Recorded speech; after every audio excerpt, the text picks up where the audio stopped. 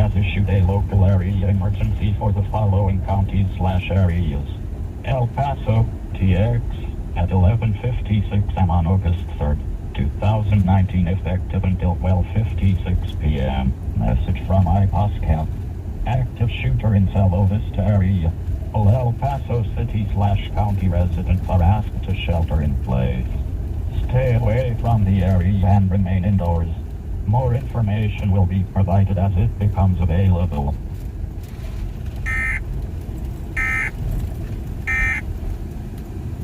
What if they just continue going and going and going? Hi guys, this is me. Right now it's an actual emergency in our city right now, and as you heard from the robot voice, that you can't understand anything you're saying. There's an active shooter in El Paso right now, shooting up the mall, and from what I read, Walmart, Costco, Bassett area, and it's made national headlines. And also from what I read on Facebook, they're not showing it on El Paso news, so right now it's making national news. I just saw horrible videos on Facebook of women, old ladies walking around with bullet holes in their legs, being pulled around in shopping carts, blood on their arms, on their clothes. We don't know what it's about. We're on our way home. We're actually decorating Johnny's classroom for this new school year, and we just didn't feel right because it's kind of close to where it is. So we're on our way back home to be with family.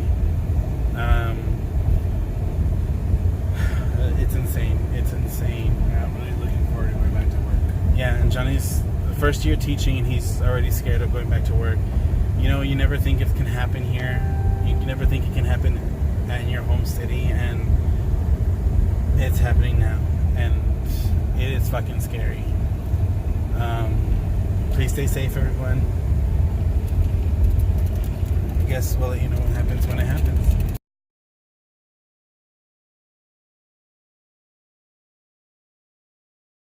Morning, everybody. It's the day after the mass shooting here in our city, and it's a somber morning. Like, you just wake up and you're looking out to see like the norm, which is like people going to their bakeries, getting menudo, going to church, and the streets are so dead, and it's like a holiday right now. It's like a holiday right now, and you just feel it. Last night it rained. It rained over that Walmart. Like, people were sharing photos of the skies opening up, and it just rained. And I'm not a religious person. I do respect every religion. But yesterday, looking at the skies open up and raining right there on that spot, that particular area, it was something that was of a higher being and a higher power, a higher, I don't know. But it's just a weird feeling today. Right now we're going to eat breakfast with some friends because we both agreed that we need to like get away from the news for a while. It's mind-numbing. Like, I woke up every hour last night, Nightmares, tossing and turning, and all that would replay in my head would be the visuals that I saw on the news, the live streams, the bodies, everything was just replaying in my head, that I just cannot believe that's what it was. That's what I was looking at. And it hurts a different way when it's your city.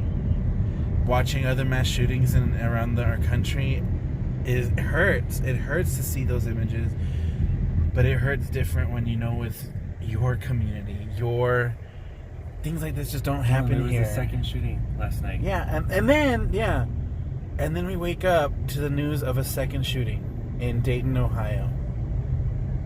What's wrong with people? What's wrong? I don't want to get political on this vlog at all. But the hateful rhetoric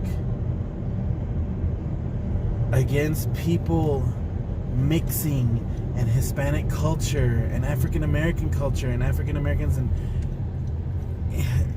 everyone that's not white, essentially. It's painful. It's mind numbing. I've had a numb headache for the past 2 days, and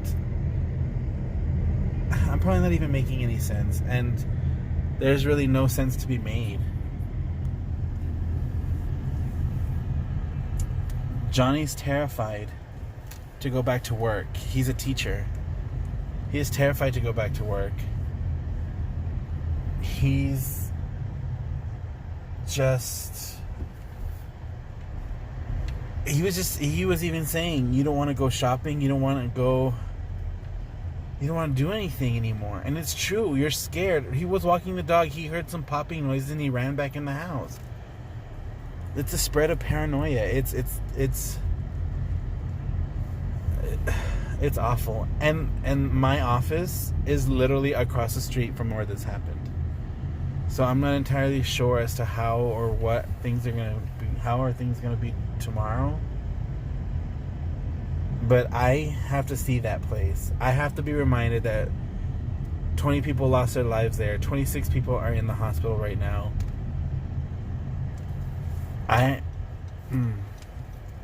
It's so hard. And I kind of just want to end this vlog right here, because I don't want to keep going on it. But y'all, things need to change. Things need to change fast and now.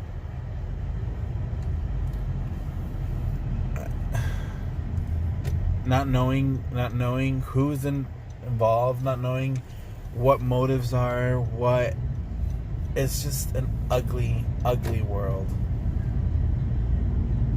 I don't know. I don't even know what to say anymore. Just thanks for watching.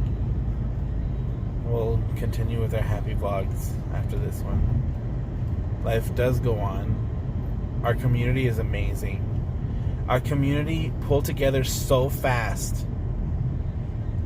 Blood drives out the door. People had to be turned away because everyone and their mother wanted to donate blood yesterday. We donated food yesterday for those people donating blood. I mean, I'm so proud of our first responders and so proud of our community coming together so fast. And El Paso is a beautiful place to be. And that guy was not from El Paso. He came down here. He drove 9 hours to kill. He came down for 9 hours because he is uneducated and because he was motivated by hate. El Paso is not like that. That's it. That's it for me, guys. Bye.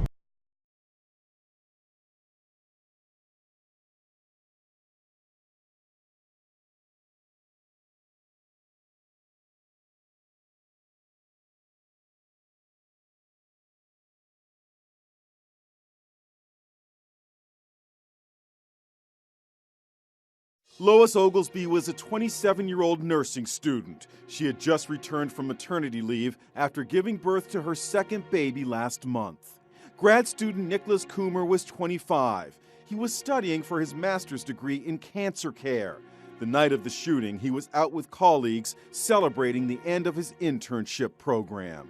Logan Turner turned 30 last Tuesday. The machinist was enjoying a night on the town with friends when the gunman opened fire. Logan's mom described him as the world's best son. Thomas McNichols was just 25. He was a father of 4. His family called him TJ. He worked in a factory. At age 57, Derek Fudge was the oldest victim. He was with his son and his son's fiancée when shots rang out. On his Facebook page, he once wrote, "I have a good heart and I love everyone." Beatrice Warren Curtis and Monica Brickhouse were more than best friends. They were like sisters. 38-year-old Sahid Saleh was a refugee from Africa. He came to America seeking a new beginning, only to see his life cut short in the massacre.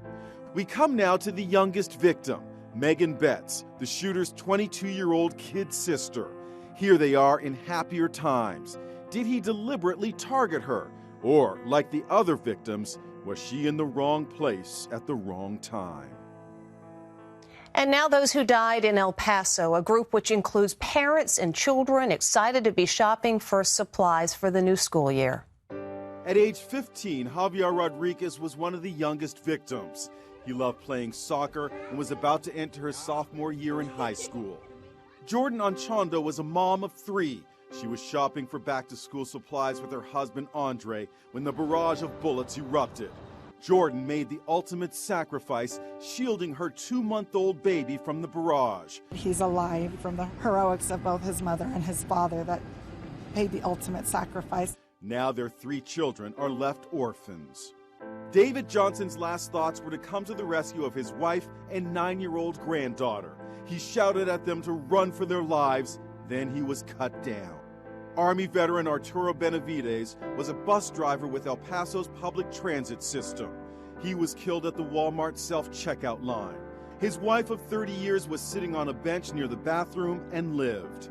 Angelina Inglesby has 7 children. She loved watching the soap opera General Hospital. At age 86, she is the oldest victim.